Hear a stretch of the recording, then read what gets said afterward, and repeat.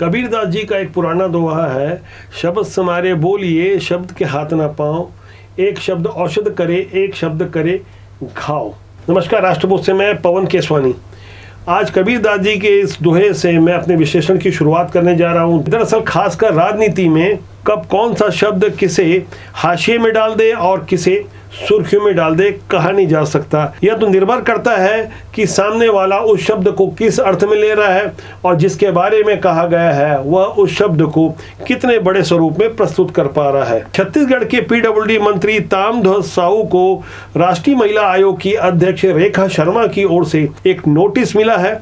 इस नोटिस में उन्हें माफी मांगने के अलावा स्पष्टीकरण देने के लिए भी कहा गया है, जहां उन्होंने राज्यसभा सांसद सरोज पांडे को चार्मिंग फेस वाला कह दिया था। सरोज पांडे एक गड्ढे में रोड में अपना चार्मिंग फेस डलवाई थी कि ये रोड खराब है करके। स्वभाव से सीधे साधे समझे जाने वाले करीब 73 साल के ताम्रध्वज साहू इस नोटिस के बाद कुछ परेशानी में पड़ गए हैं। दरअसल उन्हीं के इलाके की राज्यसभा की सांसद सरोज पांडे ने 23 सितंबर को एक वीडियो बनाया था। ताम्रध्वज साहू पीडब्ल्यूडी मंत्री हैं, उन्हें कटघरे में लेते हुए सांसद सरोज पांडे ने कोरबा जाते वक्त रास्ते में उतर कर एक पत्रकार की तरह वीडियो बनाया और ताम्रध्वज साहू का नाम लेकर उन्हें चुनौती दी कि सड़कों की हालत कितनी खराब है। इस वीडियो को उन्होंने खूब वायरल भी करवाया, लेकिन इस वीडियो के करीब 10 दिन के बाद ताम्रध्वज साहू से पत्रकारों ने जब इस बारे में प्रतिक्रिया चाही तो अचानक उनके मुंह से ऐसा कुछ निकल गया जिसके बाद राजनीतिक शब्दों में कहूं तो बवाल मच गया। सरोज पांडे एक गड्ढे में रोड में अपना चार्मिंग फेस डलवाई थी कि ये रोड खराब है करके। सरोज पांडे ने ताम्रध्वज साहू की शिकायत सोनिया गांधी से की, जो कांग्रेस की राष्ट्रीय अध्यक्ष हैं। उन्हें पद से हटाने की मांग की और 2 पन्नों के उस पत्र में उन्होंने ताम्रध्वज साहू को पुरुष वर्चस्ववादी बता दिया, तमाम तरह की तोहमतें लगाई और कुछ ऐसी लाइनें लिखी जिसे मैं आपको आगे दिखाऊंगा। जैसे कि आप अपनी स्क्रीन में देख पा रहे हैं, ये वो पत्र है। मेरे हाथ में भी आप ये 2 पन्नों का पत्र आप देख सकते हैं, जिसमें सरोज पांडे ने पत्र के शुरुआत में ऐसे लिखा है कि ऐसा कुछ हुआ कि मैं आपको यह पत्र लिखने को मजबूर हो गई। आगे उन्होंने यह भी लिखा है कि गुट बनाकर कांग्रेस कार्यकर्ताओं द्वारा सोशल मीडिया के माध्यम से मुझ पर निजी टिप्पणियां की जा रही है। इन टिप्पणियों के बारे में हमने पतासाजी करने की कोशिश की तो हमें आगे कोई टिप्पणी तो नहीं मिली, लेकिन सरोज पांडे ने आगे जो लिखा है उस पर भी आपको गौर करना चाहिए। उन्होंने ताम्रध्वज साहू के बयान को नारी विरोधी मानसिकता और मर्यादाओं के विपरीत बताते हुए प्रियंका गांधी वाड्रा का भी उल्लेख किया, जो उन्होंने यूपी चुनाव के दौरान लड़की हूं लड़ सकती हूं वाला नारा दिया था। उस नारे का भी उल्लेख करते हुए उन्होंने पत्र के लगभग अंतिम पैरा में लिखा है कि कांग्रेस अध्यक्षता और एक बेटी की मां होने के नाते पत्र में लिखी बातें आपको जरूर तर्कसंगत लगेगी। इस तरह से भावनात्मक रूप से ये 2 पन्ने का पत्र राज्यसभा की सांसद सरोज पांडे की ओर से लिखा गया है। दरअसल सरोज पांडे और ताम्रध्वज साहू के बीच ये कोई पहला मौका नहीं है जो वहां व्यक्तिगत टिप्पणियां की गई हो। 2017 में सरोज पांडे ने छत्तीसगढ़ के पारंपरिक सुआ नृत्य को लेकर एक वर्ल्ड रिकॉर्ड बनवाने के लिए दुर्ग के रविशंकर स्टेडियम में कार्यक्रम आयोजित किया गया था। उस समय के दुर्ग लोकसभा के सांसद ताम्रध्वज साहू से पत्रकारों ने जब इस बारे में पूछा था तब उन्होंने कहा था कि एक दिन आयोजन कराने से क्या होता है, आगे भी लगातार करवाते रहना चाहिए, छत्तीसगढ़ की संस्कृति के लिए ये बेहतर है। इसके बाद भी सरोज पांडे ने उन पर पलटवार किया था। दरअसल 2014 में मोदी लहर के दौरान सरोज पांडे ताम्रध्वज साहू से लोकसभा चुनाव हार गई थी। यही एकमात्र सीट कांग्रेस ने दुर्ग लोकसभा से जीती थी। हालांकि ताम्रध्वज साहू लोकसभा चुनाव जीतने के महज 4 महीना पहले बेमेतरा से विधानसभा चुनाव हार चुके थे। प्रदेश की राजनीति में पुराने कांग्रेसी मंत्री वरिष्ठ नेता ताम्रध्वज साहू न केवल कांग्रेस के बल्कि साहू समाज के बड़े नेता रहे हैं। वे अनेक बार साहू समाज के प्रदेश अध्यक्ष रहे हैं। इससे पहले उन्होंने कभी भी इस तरह का कोई बयान नहीं दिया जिससे राष्ट्रीय स्तर पर इतनी सुर्खियां मिले। जी न्यूज के अलावा तमाम राष्ट्रीय स्तर के मीडिया संस्थान ने उनके उस बयान को कोट किया है। ताम्रध्वज साहू के उस बयान पर आपको गौर करना चाहिए जो उन्होंने पहले कहा और बाद में उन्होंने अपनी सफाई में कहा। सरोज पांडे एक गड्ढे में रोड में अपना चार्मिंग फेस डलवाई थी कि ये रोड खराब है करके।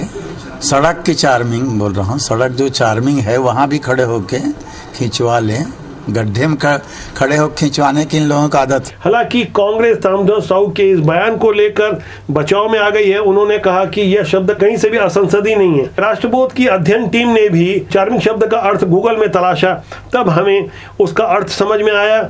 उसमें साफ तौर पे लिखा है चार्मिंग यानी आकर्षक। आकर्षक को अंग्रेजी में एट्रैक्टिव भी कहा जाता है, यानी दो तरीके से इसके अर्थ लिए जाते हैं। तभी मैंने विशेषण की शुरुआत में कहा था कि राजनीति में कब कौन सा शब्द किसे हाशिए में ले जाए और किसे सुर्खियों में ले जाए ये कहा नहीं जा सकता। छत्तीसगढ़ की राजनीति में बदले हुए हालात में सरोज पांडे को यह एक शब्द राष्ट्रीय स्तर पर सुर्खियां दे गया। वैसे सरोज पांडे पुरानी राष्ट्रीय महिला पदाधिकारी रही हैं, लेकिन मौजूदा समय में जिस तरह के परिवर्तन छत्तीसगढ़ में हो रहे हैं वहां सरोज पांडे के लिए बहुत कुछ करने लायक नहीं था। संगठन में हुए बदलाव के बाद 2023 के विधानसभा चुनाव की तैयारी में लगी भारतीय जनता पार्टी और कांग्रेस दोनों के लिए इस तरह के मुद्दे हमेशा या तो असहज करते हैं या तो फायदे के साबित होते हैं। देश भर में आजकल फौरन क्रिया की प्रतिक्रिया आ जाती है। सोशल मीडिया में लोग एक दूसरे पर कब कैसा तीखा कटाक्ष करें और कैसे किस शब्द के मायने तलाशें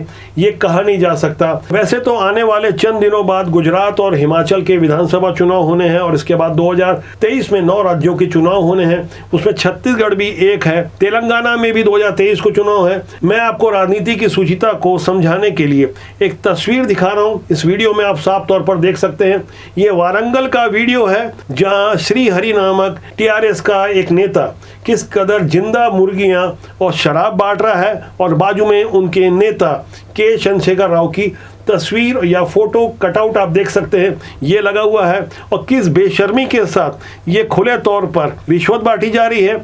चुनाव के पहले मुर्गी और शराब कहीं से भी जायज नहीं कहा जा सकता। हो सकता है देश काल परिस्थिति के हिसाब से किसी को ये सही लगता हो, लेकिन जब सुप्रीम कोर्ट ने भी चुनाव आयोग को साफ तौर पर निर्देश दिया है कि किस तरह से लोगों को प्रलोभन से चुनाव के पहले बचाया जाए, वहां से ऐसी तस्वीरें लोकतंत्र को शर्मसार कर देती है जहां साफ तौर पर आज भी हमारे देश में शराब और मुर्गियां देकर वोटों को खरीदने के लिए इस तरह की तैयारियां होती है। ये वीडियो तस्वीर तो एक वानगी भर है जहां बेशर्मी के साथ बाकायदा शूटिंग करवाई गई, लेकिन ऐसी तस्वीरें आमतौर पर चुनाव के दौरान नजर नहीं आती। चुनाव के काफी पहले की तस्वीर है, अभी से तैयारी चल रही है, खूब सारा पैसा खर्च किया जाएगा, करोड़ों रुपए अरबों रुपए, उसके बाद जनता की ही गाड़ी पसीने की कमाई को लूट कर अपनी तिजोरी भरने की तैयारी होगी। मूल्यों की राजनीति करने की दुहाई देने वाले जनता की समस्याओं और सरोकारों को कहीं पीछे छोड़ देते हैं, जहां शब्द के मायने तलाशे जाते हैं कि कौन किसे चार्मिंग कह रहा है